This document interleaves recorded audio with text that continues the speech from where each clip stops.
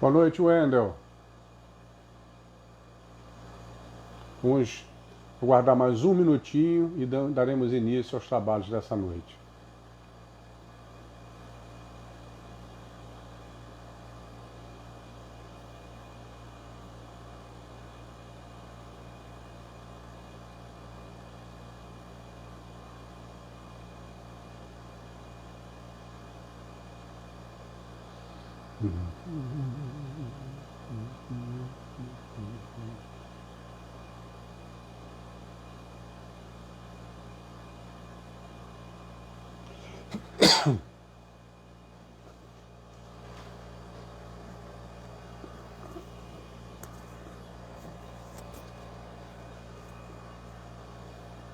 Cristine, boa noite. Boa noite a todos. Bom, vamos começar as nossas atividades. Muito boa noite a todos. É sempre com muita alegria e carinho que retornamos a falar para essa família, a família CF, sempre com muita gratidão. Gratidão à casa que nos dá esta oportunidade e principalmente gratidão a Jesus que permite, uma vez mais, o nosso reencontro. Então é a Ele que nós vamos agora direcionar as nossas vibrações, os nossos pensamentos, fechar os nossos olhos, elevar nos nossos pensamentos a Jesus, sentindo a sua presença maior. Senhor Jesus, divino amigo de nossas almas, governador de nossas vidas, agradecemos, Senhor, por mais esta oportunidade que nos dá deste reencontro, Senhor, unidos pelos teus ensinamentos, pela tua doutrina, abençoados pelo seu amor. E essas bênçãos, Jesus, rogamos a cada um desses lares aqui conectados, a cada um dos nossos irmãos, que os nossos mentores espirituais possam estar nos ladeando a todos, ampliando o nosso poder de concentração, as nossas sensibilidades, para que possamos tirar o máximo de proveito dos próximos minutos do estudo desta noite. Obrigado, Mestre, mais uma vez. Então, minha gente, tema escolhido para esta noite, Bezerra de Menezes, vida e obra. Lembrando que no próximo domingo, dia 11, estaremos comemorando 121 anos de desencarnação de Bezerra de Menezes e 121 anos de trabalho ininterrupto por todos nós, pela brasilidade. Divaldo Franco nos lembra que espíritos desta estirpe, como Bezerra de Menezes, são espíritos que vêm nas suas últimas encarnações colecionando provas de devoção, de fidelidade aos ensinamentos do Cristo, ao vivenciar esses ensinamentos, à caridade. E com Bezerra de Menezes não foi diferente. Eis que há 2000 anos, quando Jesus estava aqui entre nós na matéria, esse espírito estava lá e teve o contato com o Mestre, quando ele vestia o corpo de Zaqueu, o publicano, aquele publicano, um dos mais ricos, e mais detestados pelo seu povo. Só para a gente lembrar, publicanos eram hebreus a serviço de Roma como cobradores de impostos do seu próprio povo e ficavam com um percentual daquilo. Tornavam-se ricos e detestados. E então, quando Zaqueu teve o seu primeiro contato direto com Jesus, a sua mudança foi radical, a sua conversão foi quase que imediata. E quanto mais ele se aprofundava naqueles ensinamentos, mais consolidava a sua conversão. Chegando a um ponto que abandonou o seu nome de Zaqueu e assumiu um novo nome de Matias, que quer dizer o presente de Deus, pois ele considerou que aquele novo homem que se tornou era verdadeiramente um presente de Deus. Quando Jesus ascendeu e Judas suicidou-se, dos 12 apóstolos ficaram 11. E a reconhecida conversão de Zaqueu e Matias fez com que os demais apóstolos o convidassem para ocupar o lugar que estava vago de 12º apóstolo, para cumprir o que o mestre havia determinado e de divulgar pelo mundo tudo aquilo que eu vos ensinei. E assim ele fez, seguindo os moldes de Pedro e Tiago, que criaram a casa do caminho para cuidar das pessoas sofridas, desfavorecidas. Matias foi para Cesareia. Lá construiu também uma casa de assistência aos desabrigados, aos desvalidos. E depois transferiu-se para a Etiópia, levando a palavra do Cristo àquela região. E lá criou também uma casa assistencial às crianças desamparadas. Até que, num determinado momento, houve um incêndio naquela casa e ele, tentando salvar os meninos, acaba por desencarnar. Missão cumprida. Retorna no século III. Geograficamente, ali na região das Gálias, onde muitas décadas antes de Cristo houvera sido um dos núcleos da civilização celta, onde Allan Kardec era um druida, e que futuramente, muitos séculos adiante, viria a se instituir ali a cidade de Lyon, onde Hippolyte Léon Denisard Rivaio veio a nascer. Mas ali no século III, conforme vemos naquela linda obra Ave Cristo, de Emmanuel por Chico Xavier, esse espírito retorna desta vez como Corvino, e uma vez mais acaba se encontrando com a caridade. Corvino se aproxima da igreja de Santo Antônio e lá havia um núcleo chamado Casa dos Meninos, onde eles abrigavam as crianças órfãos, as crianças desamparadas, sofridas, necessitadas. E a identificação de Corvino foi tamanha que ele praticamente assumiu para si a responsabilidade de ser aquele que buscava prover as necessidades daquelas crianças, as necessidades materiais, as necessidades sentimentais. E aí, uma vez mais, se dedica completamente à caridade. Mais adiante, estamos ali na virada do século V para o século VI, geograficamente nas colinas romanas. Encontramos esse espírito numa nova reencarnação, desta vez como o irmão Parmênio.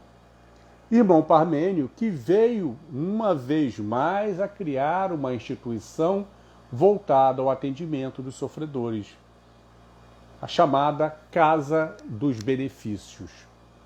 A Casa dos Benefícios, ela era um abrigo, ela era um orfanato, ela era um templo, um educandário, um hospital, pois ali curava-se, praticava-se as curas do corpo e da alma. Por isso era muito procurada por pessoas de todos os níveis sociais. Pessoas que tinham em comum as lágrimas, as dores, as aflições, e que lá iam buscar o remédio, a consolação.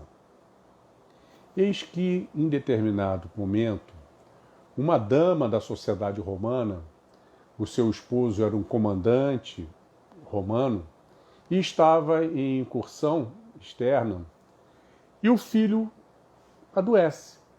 E ela vai à casa dos benefícios buscar o atendimento, a possível cura para o seu filho. Eis que o comandante chega de retorno à casa e lá, ele era um homem muito possessivo, um homem muito ciumento, e lá ele é impregnado pela maledicência, pela maldade, pela injúria, pela calúnia, alimentando seus pensamentos pela ausência da esposa com ciúme. Descontrola-se, pega os seus guardas, vai em direção à casa dos benefícios, cerca-a e incendeia. E ali, não só o irmão Parmênio, mas muitos que lá estavam, acabaram por perder as suas vidas. Mais adiante, 10 séculos mais adiante, estamos no século XVI, precisamente no ano de 1572. Esse espírito tem a roupagem agora de Doutor Carlos Felipe Bretancourt de La Chapelle. Era um médico conceituado na sociedade parisiense, um homem de grande influência, era um teólogo, um protestante, um pastor protestante, e era adepto da reforma protestante, defensor da reforma protestante. Não só ele, como tantos outros mais do seu nível, formavam um grande núcleo a favor da reforma protestante. Eis que, seguindo os interesses da Igreja Católica, a rainha Catarina de Médici manda que os guardas vão a aniquilá-los. E fizeram uma verdadeira chacina naquela noite de 24 de agosto de 1572, que ficou conhecida como a noite de São Bartolomeu, onde muitos reformadores protestantes foram chacinados naquela noite. Percebemos como o mal tenta impedir o trabalho do bem, mas jamais vencerão, porque o bem jamais será vencido pelo mal. Eis que chegamos então no século XIX. Como encontramos relatado naquela obra lindíssima, Brasil, Coração do Mundo, Pátria do Evangelho, existe uma passagem que o anjo Ismael, só para a gente lembrar, o anjo Ismael é o mentor espiritual do Brasil. O anjo Ismael chama por esse espírito para uma nova missão. E lhe diz: retornarás às lutas terrestres, a fim de que possa concentrar e potencializar as nossas energias na terra do cruzeiro. Lá arregimentará todos aqueles que estiverem dispersos, de modo a garantirmos a permanência de um núcleo de atividades espirituais no coração da pátria do cruzeiro. Perdão. Em fidelidade ao código de Jesus, contarás com o nosso auxílio espiritual, pulverizando a todos os obstáculos.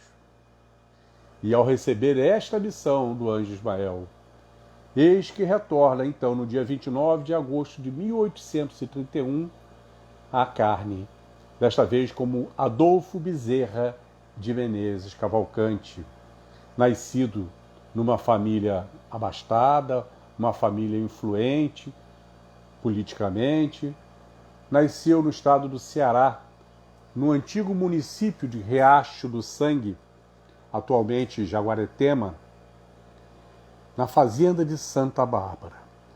Ali, Adolfo, numa família, como disse, uma família influente, uma família que tinha já pessoas culturalmente bem desenvolvidas.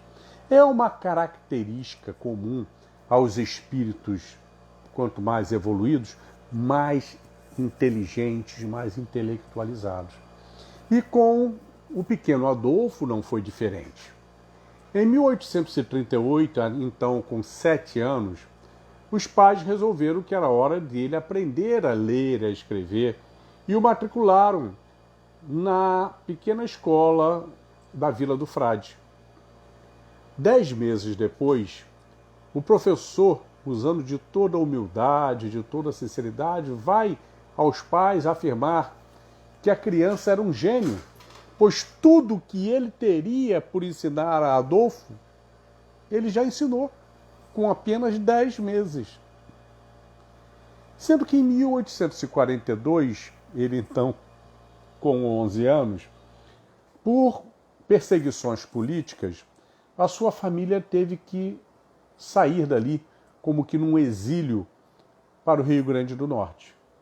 Lá, matriculado numa nova escola, aos 11 anos, teve seu primeiro contato com a língua latim. E em apenas 2 anos, dos 11 aos 13 anos, ele aprendeu com toda perfeição o latim. Com tal perfeição que quando o professor precisava se ausentar, era ele que assumia a responsabilidade de dar aulas de latim para os demais alunos da escola. Em 1846, então com 15 anos, a sua família retorna para o Ceará, desta vez se estabelecendo na capital. E ali, o irmão de Adolfo, Manuel Soares Bezerra, era um intelectual, um administrador do principal colégio lá de Fortaleza, o Liceu de Fortaleza, e, obviamente, matriculou o seu irmão lá, para que pudesse concluir os seus estudos preparatórios. E o fez com louvor, tanto é que o seu nome está gravado numa seletíssima lista de os melhores alunos de todos os tempos. Chegando, então,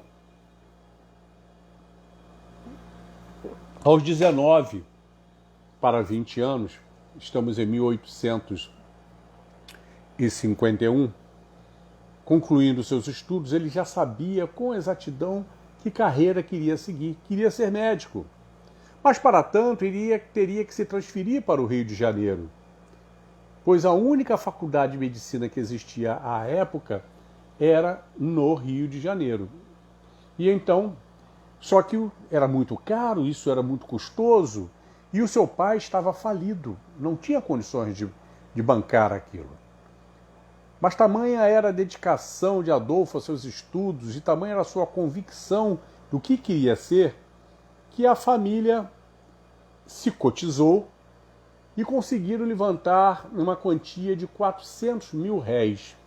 Seria o suficiente para que ele cumprisse a etapa inicial dos seus estudos no Rio de Janeiro. E assim ele se transferiu. Mas teria que buscar o seu sustento aqui. Aquele dinheiro foi se acabando rapidamente. Ele começou, então, a dar aulas de matemática e de filosofia. Aulas de reforço escolar, principalmente. No ano de 1852, ele já era um aluno praticante no Hospital da Santa Casa, mas ele não conseguia bancar o seu custo. Já estava endividado em 50 mil réis. E o pouco que ele ganhava era o suficiente para se sustentar, mas nunca pagar aquela dívida. Estava por desistir, quando bate à sua porta um jovem querendo contratá-lo para aulas de matemática. Tinha grande dificuldade em matemática, então queria contratá-lo para o ano inteiro. Para tanto, queria lhe pagar todo o ano à vista. Adolfo não quis. Não quis, um homem ético, um homem de moral, achou que não deveria aceitar. Mas o argumento do jovem foi muito forte. Quando lhe disse, se o senhor não aceitar, eu acabarei por gastar esse dinheiro e não terei como estudar o ano inteiro, que é o meu objetivo. Por favor, aceite. E então Bezerra de Menezes aceitou aquele pagamento antecipado no valor de 50 mil réis. Exatamente o montante que ele precisava para quitar a sua dívida. O jovem foi embora para voltar no dia seguinte, iniciar as aulas, e nunca mais apareceu. Nunca mais ninguém sequer soube dele, de certo, com exceção do anjo Ismael. Pois era aquela promessa cumprida. Tá? Em fidelidade ao código de Jesus, contarás com o nosso auxílio espiritual, pulverizando todos os empecilhos, todos os obstáculos. Promessa cumprida. E então, em 1856, Bezerra de Menezes forma-se em médico e já imediatamente começa a praticar a medicina com todo o seu amor. Com tal amor, com tal dedicação, que ele não via diferença para aqueles que podiam pagar a sua consulta e aqueles que não podiam pagar. Atendia os dois grupos com a mesma dedicação, com o mesmo carinho. E isso foi se tornando uma realidade no seu consultório. O consultório era repleto de pessoas, muitas delas que não podiam pagar. E ainda ia além.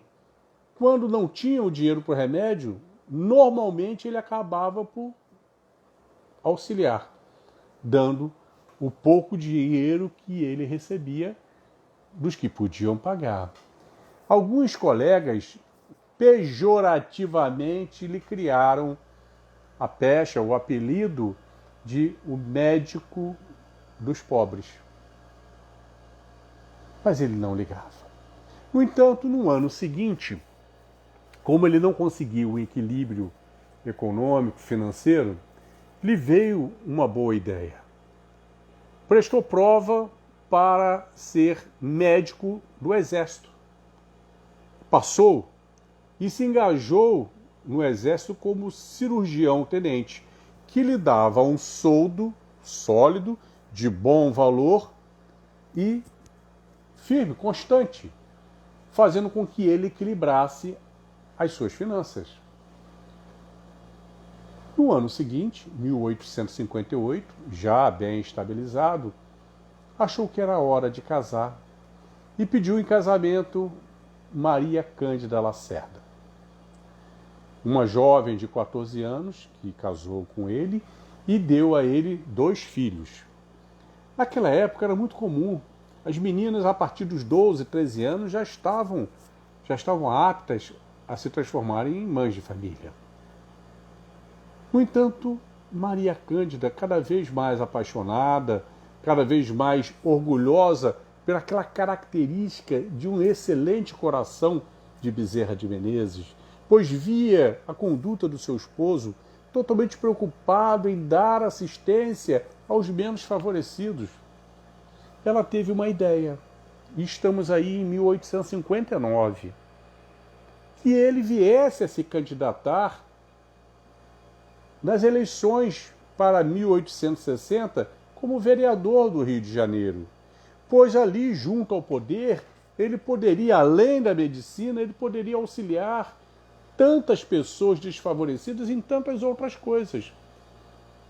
Ele adorou a ideia, mas tinha um custo alto, pois ele, um homem casado, tinha conseguido uma estabilidade financeira, mas para concorrer nas eleições, ele teria que abrir mão do exército, pois a lei não permitia que militares concorressem a cargos políticos.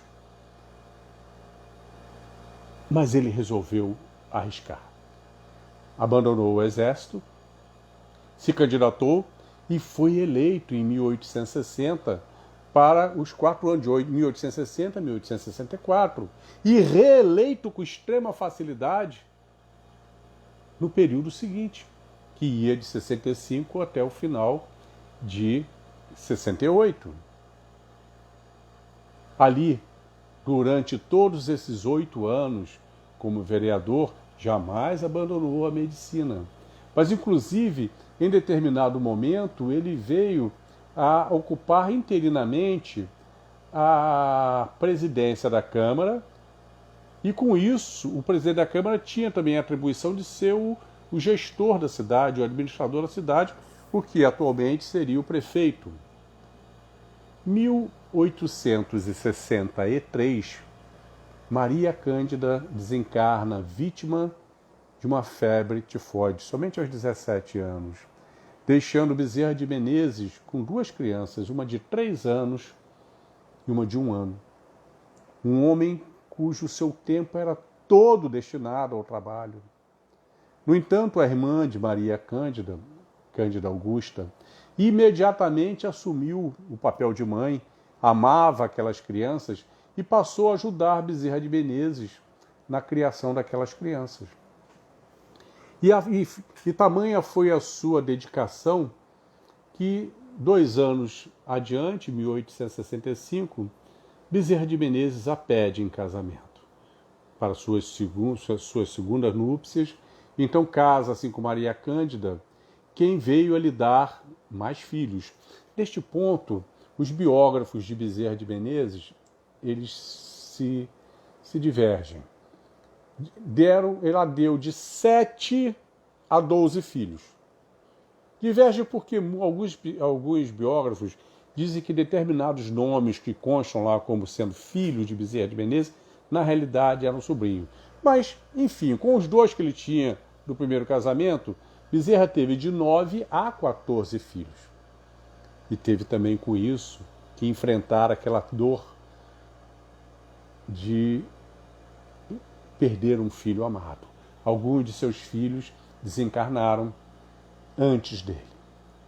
E então chegamos ao final de 1868.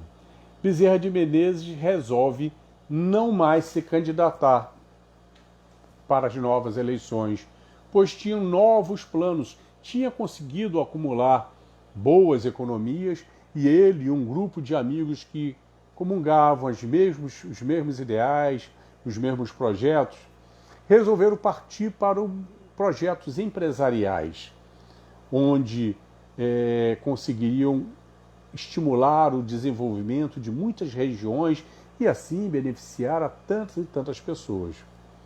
Foram empreender na construção da estrada de ferro Campos-Macaé, a estrada de ferro Niterói-Rio Bonito, a estrada de ferro Santo Antônio de Pádua e na Companhia de Urbanismo Vila Isabel, que veio a ser responsável pela toda a reestruturação daquele bairro que era tão importante à época, inclusive a construção da Boulevard 28 de Setembro, aos moldes das principais avenidas da Europa. No entanto, como hoje funciona, todas as vezes que os empresários fazem grandes investimentos voltados ao desenvolvimento econômico, social, regional, contam com a partida do governo, com seus fundos, com seus incentivos, com seus financiamentos. Os empresários dão a partida do negócio com capital próprio, tá? Contando com aquilo para que as coisas se concluam. Naquela época não era diferente. Então todo o projeto já contava com isso, já estava previamente combinado. No entanto, o governo que estava na situação era do Partido Conservador, o Partido Imperial. E Bezerra de Menezes e os seus sócios eram do Partido Liberal, o partido de oposição. Então concluíram que não valia a pena colocar azeitona na empada alheia, o melhor que faria seria tirar a escada, pois sem o aporte do governo, eles iriam à falência, e assim fizeram. Por que alimentar o sucesso de um ícone na política, Bezerra de Menezes? Retiraram-lhe a escada e todo o grupo perdeu. Bezerra de Menezes foi literalmente à falência, irremediavelmente à falência.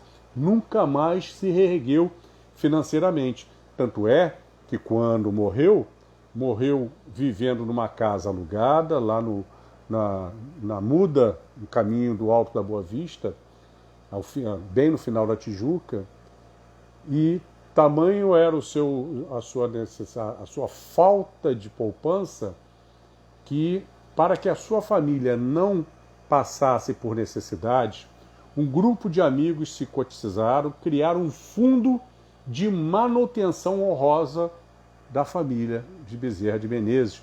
Fundo esse que era presidido por Quintino Bocaiúva. Mas retornando então, em 1878, novas eleições. Lembrando que em momento algum, mesmo na época empresarial, Bezerra de Menezes deixou de clinicar, deixou de ser médico, que era a sua maior paixão. Em 1878, se candidata às novas eleições e, mais uma vez, é eleito com facilidade. E reeleito nas próximas. Então, ele ficou de 1878 a 1885, direto como vereador, sendo que no ano de 79 e 80 assumiu interinamente, uma vez mais, a presidência da Câmara, vindo a ser o administrador da cidade do Rio de Janeiro, muito grande à época, com 275 mil habitantes. Um homem de honra, um homem de ética, um homem de honestidade, que todo envolvido no poder jamais saiu da dificuldade financeira, pois ele vivia do seu trabalho e vivia do salário dele como também vereador. Nada a mais do que isso. No entanto, no ano de 1879, finalmente, o fim do Bezerra de Menezes católico, o início do Bezerra de Menezes espírita. A família de Bezerra de Menezes era uma família católica fervorosa, e ele também o era. Era um verdadeiro mariano, um devoto de Maria Santíssima. No entanto, o seu consultório era no centro da cidade, ali nas proximidades da Senador Dantas.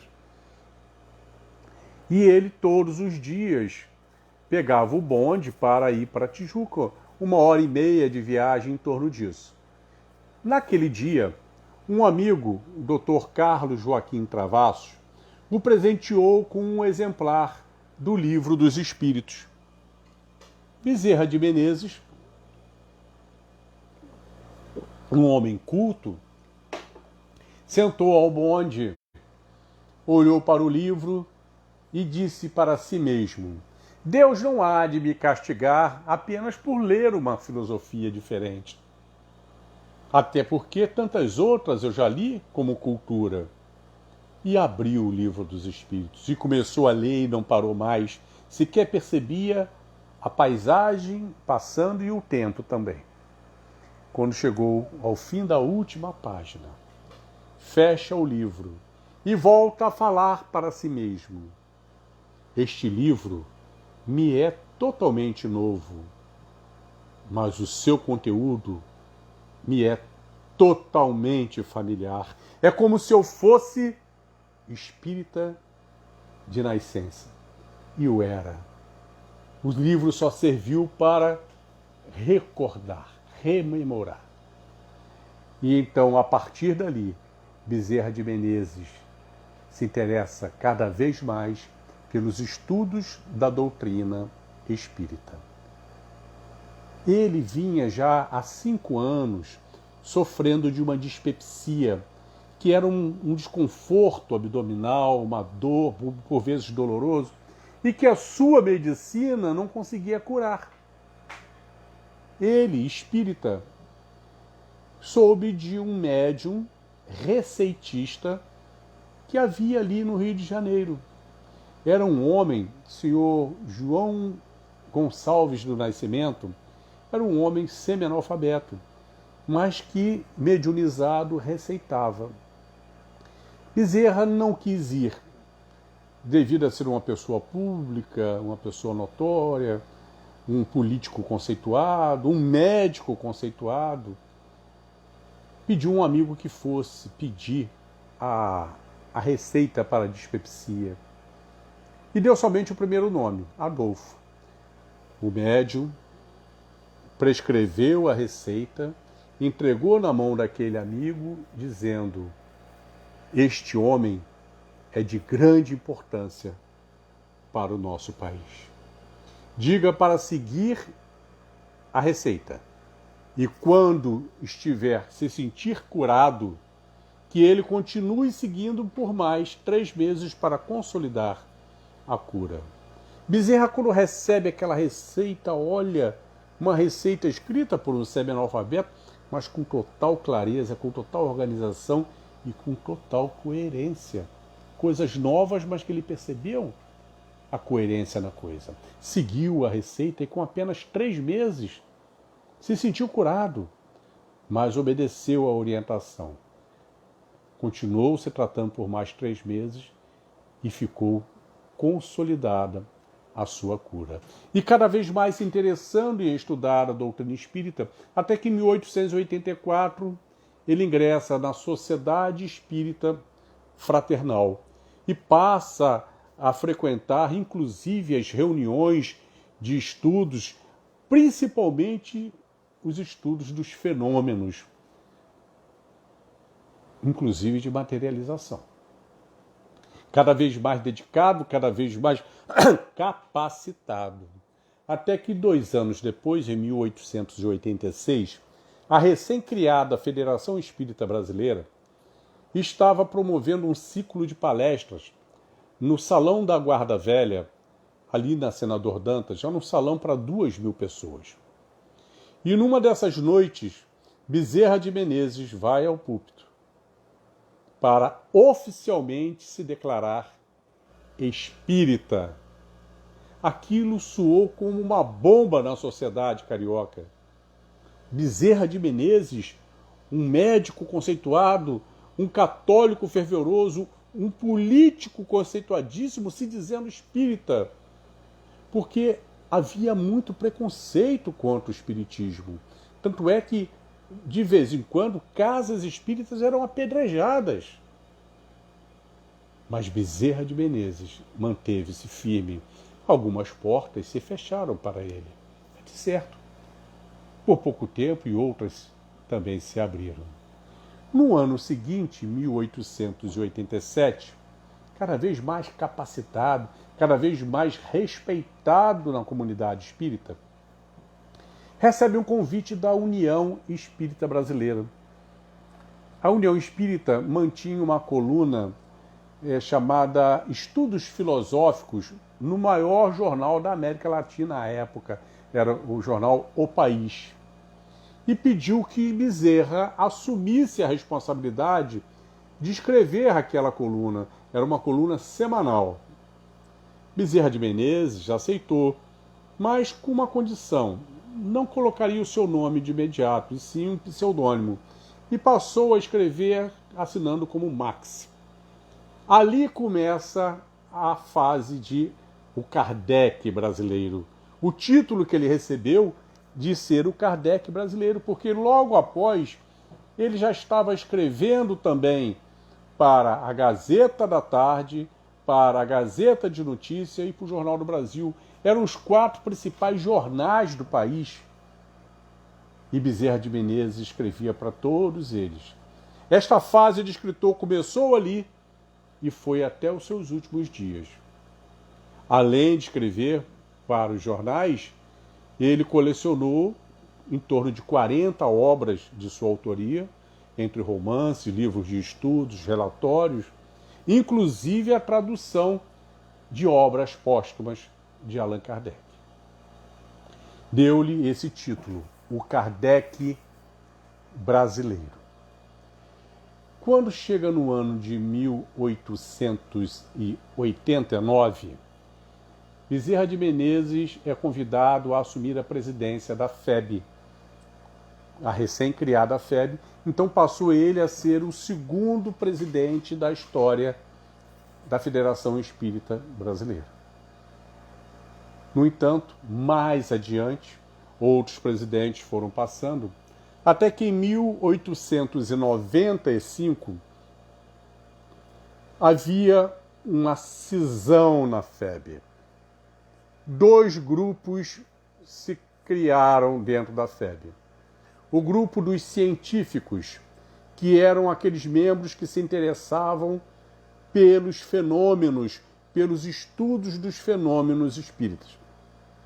E o grupo dos místicos, batizados por esses como místicos, que era o grupo daqueles que priorizavam os conceitos éticos, morais da doutrina espírita. E essa cisão foi se tornando cada vez mais forte. Seria o fim da FEB. E então cabeças pensantes da cúpula da FEB concluíram que só um homem de extremo conceito com todos poderia conseguir reunir isto de volta. E então chamaram Bezerra de Menezes para reassumir a presidência da FEB em 1895 e ficou presidente até o final de seus dias. Cumprida a missão que lhe fora dada pelo anjo Ismael. Lembre-se, descerás as lutas terrestres, a fim de que possamos organizar e concentrar as nossas energias na terra do cruzeiro. Arregimentarás os dispersos, de modo que possamos manter um núcleo de atividades espirituais no coração da pátria do cruzeiro. Foi o que ele conseguiu fazer. Reuniu os dispersos, dando a consolidação necessária à Federação Espírita Brasileira, à época e que vem até os dias de hoje. Em 1891, Bezerra de Menezes cria o Grupo Espírita Regeneração, que existe até hoje, atualmente, já há bastante anos, está ali na rua São Francisco Xavier, no Maracanã, próximo ao UERJ. Cria o Grupo Espírita Regeneração. E o curioso é que em 1951, ou seja, 51 anos depois do seu desencarne, numa comunicação mediúnica através de Chico Xavier, Bezerra de Menezes vem a solicitar a direção do Grupo Espírita Regeneração que incluísse no nome Casa dos Benefícios, passando a ser Grupo Espírita Regeneração, Casa dos Benefícios, e explicando o porquê, dizendo que o Grupo Espírita Regeneração era o renascimento daquela Casa dos Benefícios do século queimada, no século VI, a casa do irmão Parmênio, ele mesmo, Bezerra de Menezes, ou seja, dando prosseguimento à missão da Casa dos Benefícios. Bezerra de Menezes, que além do título de Kardec brasileiro, colecionou inúmeras honrarias, inúmeros diplomas, inúmeros títulos. Mas o título que mais lhe dava satisfação, que mais lhe honrava o espírito, era justamente aquele que fora criado de forma pejorativa, o médico dos pobres. Bezerra dizia que um médico, ele não tem o direito de terminar uma refeição quando um aflito lhe solicita, não tem o direito de escolher a hora, se é cedo ou se é tarde, ou a distância, se é perto ou se é longe, para atender à aflição alheia. Pois aqueles que assim não o fazem, não podem ser chamados de médicos, e sim comerciantes de medicina. E estão abrindo mão da principal remuneração por este trabalho, aquela que levará para a eternidade. Bezerra de Menezes, o médico dos pobres, sim, como falamos há pouco, não era incomum ele pegar o pouco que ganhava e acabar auxiliando àqueles que não conseguiam sequer comprar um remédio. Então era muito comum ele chegar em casa sem dinheiro. Estava sempre na dificuldade por isso, porque estava sempre dividindo o pouco que ganhava. São centenas de casos relatados. Mas tem 3 passagens que nos chamam bastante a atenção. A primeira delas, quando ele pegava o bonde para ir para casa, saía do seu consultório, não foram poucas as vezes que ele, ao meter a mão ao bolso para pegar as moedas para pagar a passagem do bonde, não tinha moedas. E ao invés de fazer a viagem de hora e meia, fazia de 3 horas e meia a pé. E quando chegava à sua casa, lá na Muda, lá no finalzinho da Tijuca, invariavelmente tinha algumas pessoas esperando pela consulta gratuita, que ele também dava consulta em sua casa, gratuitamente. Uma outra passagem que muito nos comoveu foi justamente aquela história relatada sobre uma jovem mãe, que levou o seu filho doente para a consulta, Bezerra de Menezes. Bezerra faz os exames, consulta, prescreve a medicação, mas percebeu que, além da doença, a criança estava subnutrida. Então disse à mãe, olha só, não vai adiantar só o remédio, tem que melhorar a alimentação dessa criança. E a mãe começa a chorar, dizendo que era uma mãe solitária e que já há algum tempo estava sem trabalho, não conseguia emprego, não conseguia trabalhar, sequer para comer, quanto mais para dar a medicação. Bezerra de Menezes, num ato reflexo, mete a mão ao bolso para pegar algum dinheiro para auxiliar, mas não tinha dinheiro, já tinha distribuído. E então, como ele sempre fazia nos seus momentos de dificuldade, ele levava o seu pensamento a Maria Santíssima, de quem ele era muito dedicado. Então ele fecha os olhos, repousa a cabeça sobre as mãos e eleva o pensamento a Maria, me ajude. Nesse momento ele vê, no escuro dos olhos fechados, uma luz esmeralda e abre os olhos. E dá de cara com o anel de formatura, com a pedra esmeralda. Não pensou 2 vezes, tirou aquele anel, deu àquela mãe e diga, venda, mas venda por um bom valor que irá garantir comida e tratamento para você e seu filho durante algum tempo, enquanto você não consegue novo emprego. Aquela mãe disse que não poderia aceitar, pois era o seu anel de formatura.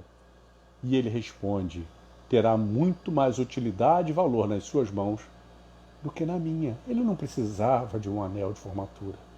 Era um verdadeiro médico consolidado. Uma outra passagem que também achamos bastante interessante. Bezerra de Menezes, no final de noite das atividades na FEB, saindo de palestra, o povo saindo, descendo as escadas, e vinha um homem na contramão, todo molhado, chovia muito lá fora, e um homem com uma aparência muito abatida, muito sofrida. Bezerra era dos últimos que estavam descendo e vai direto àquele homem dizer, meu irmão, em que posso lhe servir? Não sei. Estou desempregado já há algum tempo. Sou trabalhador da construção civil. Hoje de manhã saí de minha casa e deixei minha mulher e meus filhos com febre e com fome, porque não já havia mais o que comer. Perambulei por todo o dia tentando trabalho, mas não conseguia. E agora à noite, quando passei aqui à frente, algo me fez entrar. Bezerra de Menezes automaticamente mete a mão no bolso para pegar algum dinheiro, para que ele levasse algum alimento para casa, mas não tinha mais dinheiro, uma vez mais. E então, como sempre fazia, levantou o seu pensamento a Maria e imediatamente perguntou àquele homem: meu irmão, você crê em Maria Santíssima, mãe do Galileu Jesus? Sim, creio em Maria, claro que sim. Então receba este abraço que é de Maria. E abraçou prolongadamente, fortemente aquele homem. E enquanto estava ali agarrado naquele abraço, disse para ele: meu amigo, quando chegares em casa, coloque um jarro com água sobre a mesa e depois reúna sua esposa e filhos e dê em cada um deles este abraço, dizendo que é o abraço de Maria Santíssima. Depois bebam a água todos vocês e vão dormir. Tudo há de se resolver. No entanto, ele percebia que o homem tremia de frio, estava encharcado. Bezerra tirou o seu paletó e deu para aquele homem para que ele fosse embora, mais aquecido. Nos dias vindouros, Bezerra se pegou questionando se teria agido corretamente, à altura da necessidade daquela pessoa. Até que mais alguns dias à frente, aquele homem volta a aparecer, já com uma aparência muito melhor, e veio ter com Bezerra de Menezes para lhe dar todo o agradecimento. Meu amigo, fiz o que o senhor me recomendou. Coloquei o jarro com água, dei o abraço de Maria, bebemos a água e fomos dormir. Na manhã seguinte, amanhecemos sem febre e sem fome. E ainda naquela manhã bateu à porta um antigo companheiro meu de obras, dizendo que teria contratado uma empreitada e que precisava que eu trabalhasse junto. E graças a Deus estamos todos agora em atividade novamente.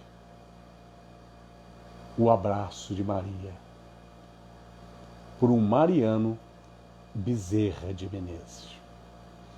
No início de 1900, Bezerra de Menezes, mais precisamente em fevereiro, é acometido por uma doença, a nasarca.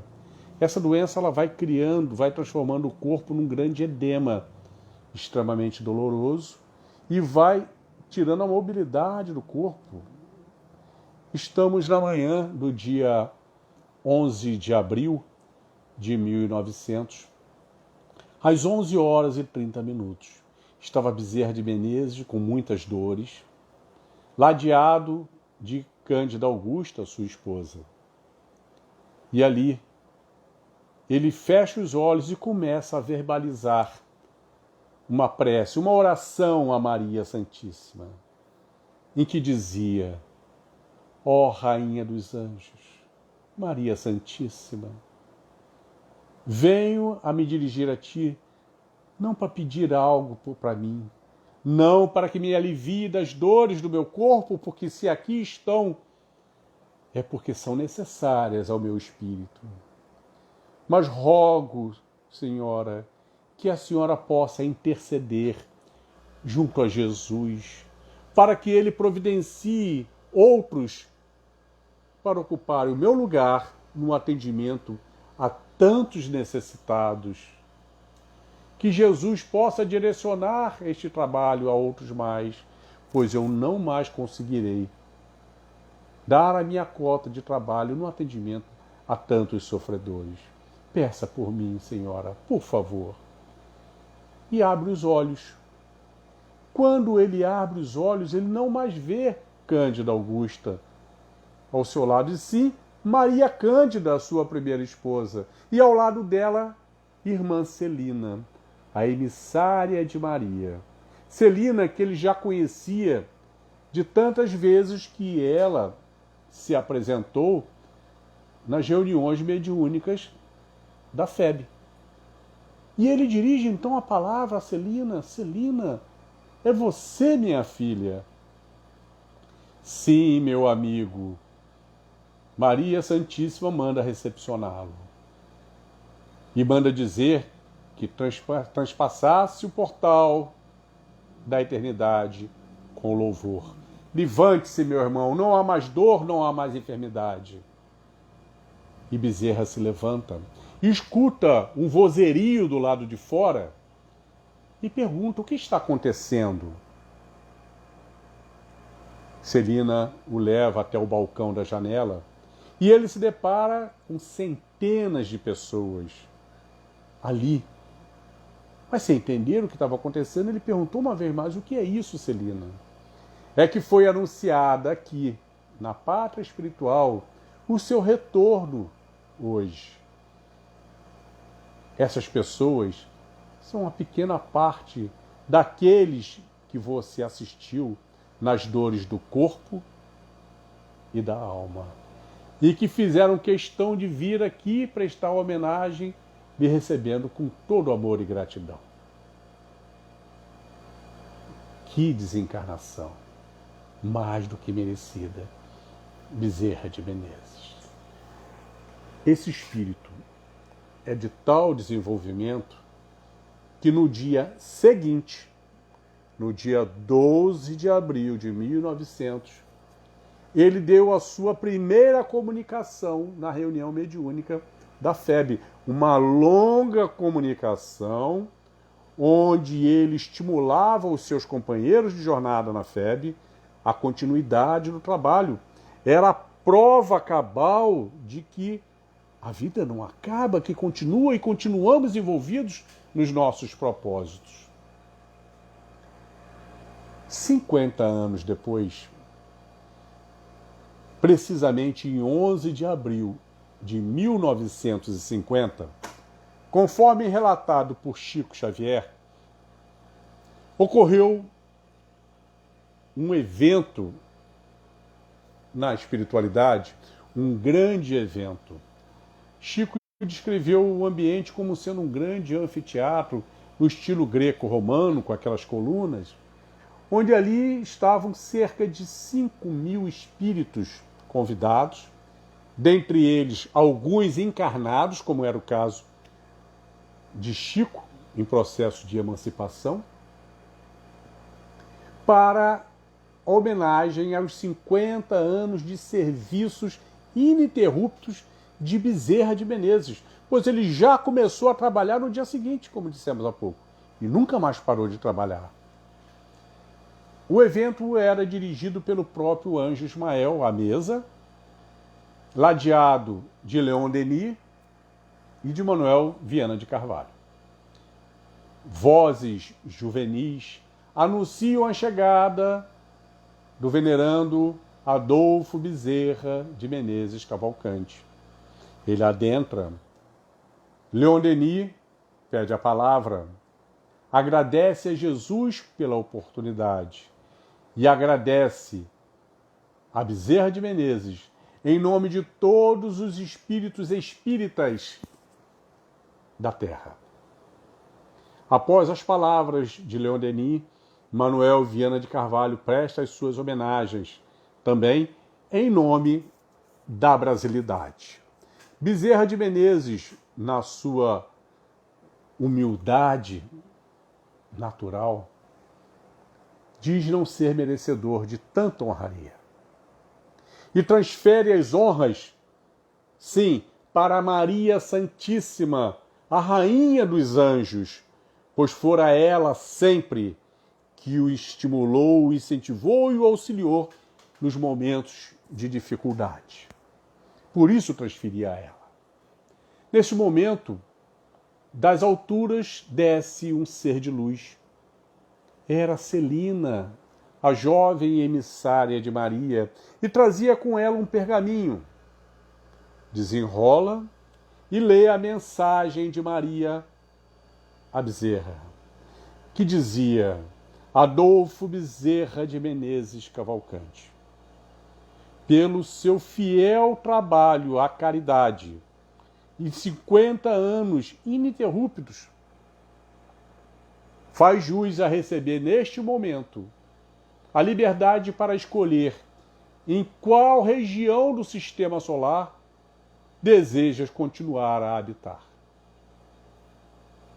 Bezerra de Menezes, uma vez mais, demonstrando toda a sua humildade, diz: Celina, minha irmã, se eu puder pedir algo a Maria Santíssima, peça a ela que me permita, enquanto houver um único espírito sofredor na noite brasileira, que eu possa continuar aqui trabalhando em benefício da brasilidade. Imediatamente surge no etéreo uma grande mão portando uma pena que escreve no etéreo: solicitação concedida. Maria. Bezerra de Menezes. Um exemplo. O objetivo principal desse estudo, não só homenagear a Bezerra de Menezes, que milhões de homenagens já recebeu, mas sim para que sirva de exemplo, de estímulo a todos nós, que no nosso dia a dia enfrentamos as nossas dificuldades, as nossas vicissitudes, nos destemperamos aqui, ali e acolá, mas mostra-nos ele, sim, através somente das 5 últimas encarnações, que é ali a perseverança, tá? A fidelidade ao código de amor de Jesus. É a confiança no nosso Mestre, a confiança no bem, que estará sempre ao nosso lado no enfrentamento dos nossos obstáculos passageiros e na construção de nós mesmos, que somos eternos. Divaldo Franco venha nos dar uma informação recentemente, já no ano passado. Espíritos da Ordem de Bezerra de Menezes, Bezerra, Emmanuel, Joana e tantos outros mais, eles acabam por ser responsáveis por uma legião imensa de trabalhadores em seu nome. Dão o seu nome a inúmeras casas espíritas, se fazem presente em diversas reuniões mediúnicas, conectados sempre ao venerando, mente a mente. Não há nenhum tipo de falsidade nisto, em que o representante esteja ali como Bezerra de Menezes. Divaldo mostra que é como se fosse uma grande rede de computadores, que quando a gente acessa o terminal, não está acessando o terminal, está acessando o computador central. É o venerando, sim, atendendo através desses seus colaboradores a todos. A equipe de Bezerra de Menezes conta com mais de 200 mil espíritos em seu nome. No entanto, a última informação é que, ao iniciar a pandemia, Bezerra de Menezes reuniu em torno de 10 mil médicos, espíritos médicos, para que ficassem focados e dar assistência à brasilidade. E o que mais podemos fazer senão fechar os nossos olhos e levar os nossos pensamentos a Deus, nosso Pai, agradecendo por mais esta oportunidade. Primeiramente, agradecer pela nossa existência. Agradecer pela oportunidade de, nesta reencarnação, termos um acesso mais direto aos ensinamentos de Jesus. Por esta doutrina tão esclarecedora, que vem, sim, a transformar a nossa antiga fé dogmática numa fé raciocinada. Rogando a Jesus, nosso mestre, modelo e guia, que nos auxilie no desenvolvimento de nossos melhores sentimentos, para que possamos, sim, utilizar todos esses exemplos e todos esses ensinamentos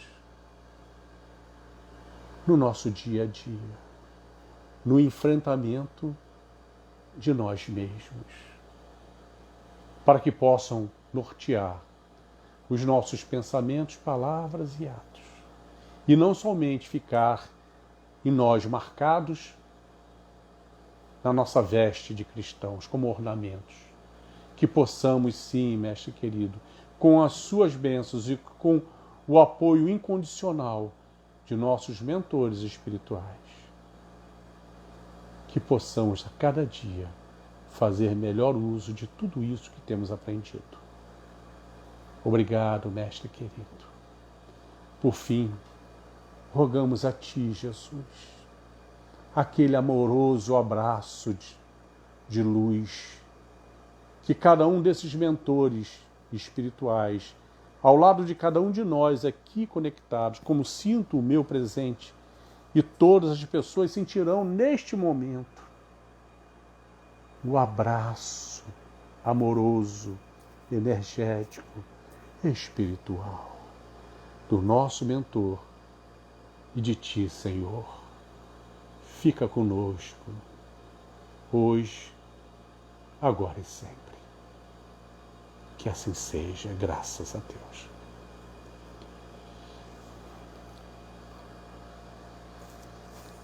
Minha gente, uma vez mais, muito, muito, muito obrigado pela oportunidade de servir. É um trabalho que a gente faz, a gente tem consciência, é um trabalho tão pequeno perto da necessidade do mundo, mas que fazemos com amor. E com amor recebam um beijãozão no coração da alma de cada um de vocês. Fiquemos em paz. Graças a Deus.